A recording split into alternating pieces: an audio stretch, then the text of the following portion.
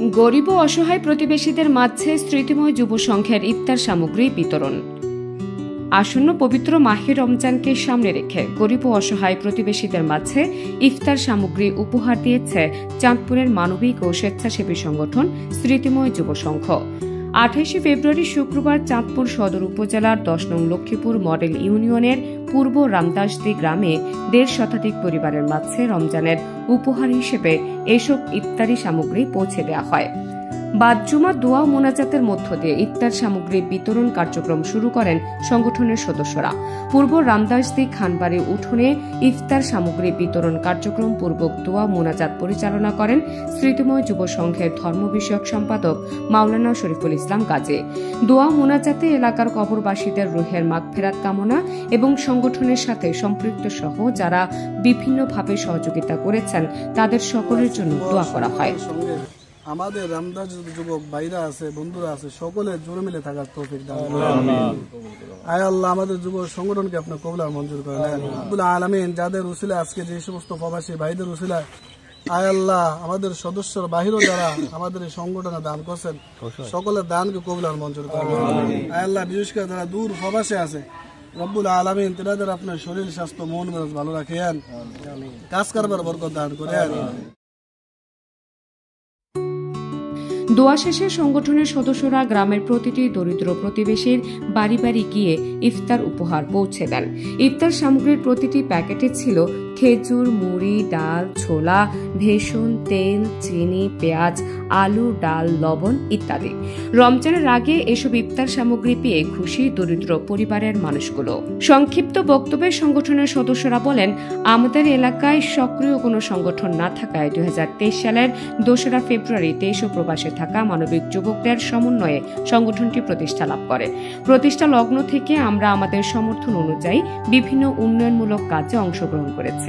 প্রতি বছরের মতো এবারও আমরা রমজানের আগে ইফতার সামগ্রী বিতরণ করেছি।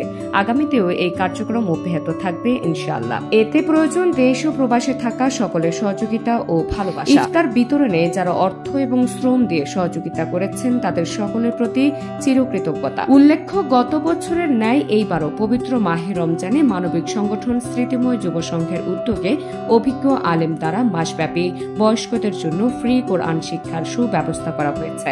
পূর্ব রামদাসদি বাইতুল নূর জামে মসজিদে এই কোরআন শিক্ষার আয়োজন করা হবে। সংগঠনের উদ্যোগে প্রতি বছরে এই বছরও প্রায় 150 ফ্যামিলির জন্য আমরা ইফতারের ইন্তজাম করেছি।